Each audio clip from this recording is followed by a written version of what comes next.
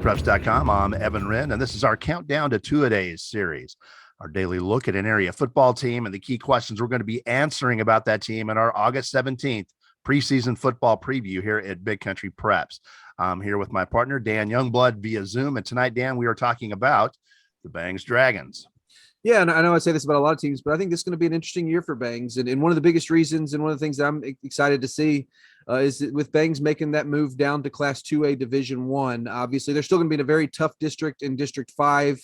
But I think that this will be a good opportunity for Bangs, which had a kind of a tough year last year with 1-8. 1-4 in district, but I think this is an opportunity to be a better season for them. They're still going to have to really fight and claw to get into the playoffs, but I think this is a chance, like I said, for some to see some improvement out of the Dragons. Well, a couple of things that jump off the page, aside from the fact they're dropping down to Class 2A D1, they've got 17 returning lettermen, which that's a pretty solid number for 2A D1, but also 25 varsity players projected. And when you have a roster of 25 players at 2A D1, those are really good numbers. And it bodes well, I think. And they only have 5 offensive and 6 defensive returning starters back, but their numbers are going to be good. And a lot of their young players, they had a 3-7 JV last year, which isn't anything to write home about, but a lot of their young talent was already up on varsity. So that kind of plays a factor in that 3-7 mark.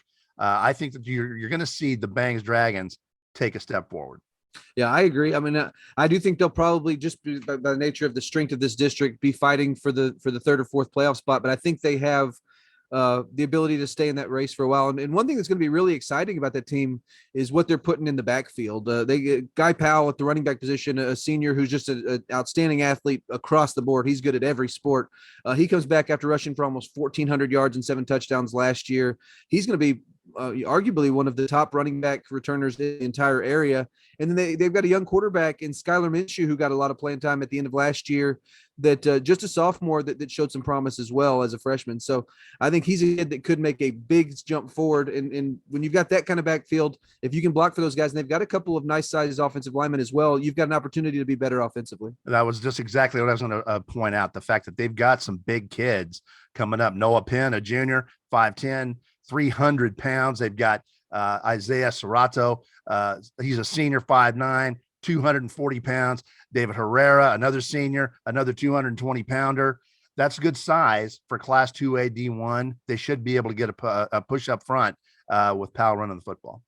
Yeah, obviously, when you have coming off a 1-8 season and have a young, kind of a JV team that struggled a little bit, there are some question marks, and I think one of those will depth. Even though they're going to have 25 varsity players, there are going to be a lot of these kids they're kind of stepping into those roles for the first time, particularly starting roles. They only returned 5 offensive starters, 6 defensive starters, so they're going to have a minimum of 5 new starters on both sides of the ball. So they're going to be some into bigger roles. But I do think that if they can get off to maybe a little bit of a faster start, and we'll look at their schedule in just a second, I think it's going to be important for them to get a little bit of momentum going and kind of, have experience a little bit of success in the non-district portion of their schedule to kind of get them rolling into district.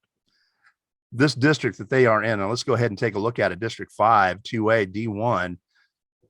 This is nothing to sneeze at here. This is a difficult district for 2A, D1, and we'll touch on that in a minute. They open up their non-district portion on the 26th at home against a very good early football team, a burgeoning program there. Then they'll host Comanche after that.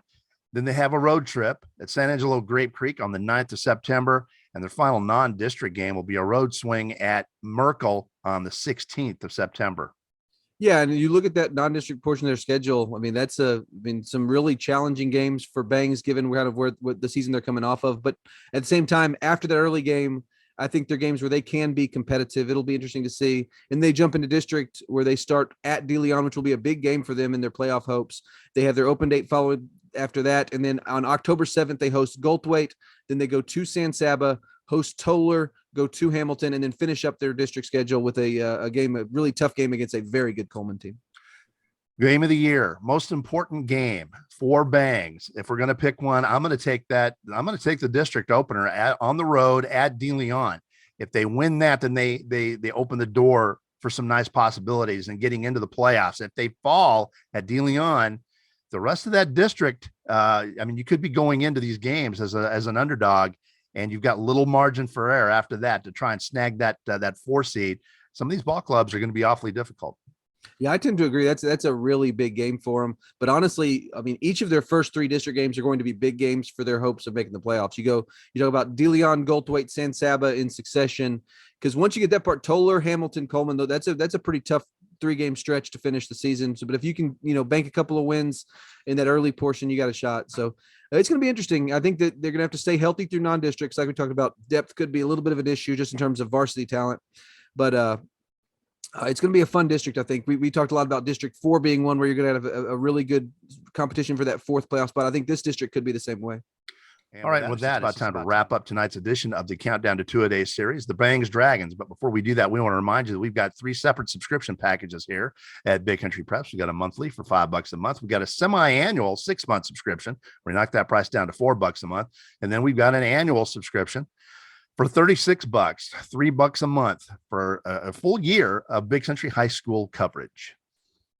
We'd also like to remind you to be on the lookout for our August 17th preseason football preview. Just going to be a ton of local content and area content, and you will not want to miss that. In the meantime, thank you for joining us for this episode of our Countdown to Two-Day series, and make sure you join us again tomorrow when we will be highlighting the Coleman Blue Cats here at BigCountryPreps.com.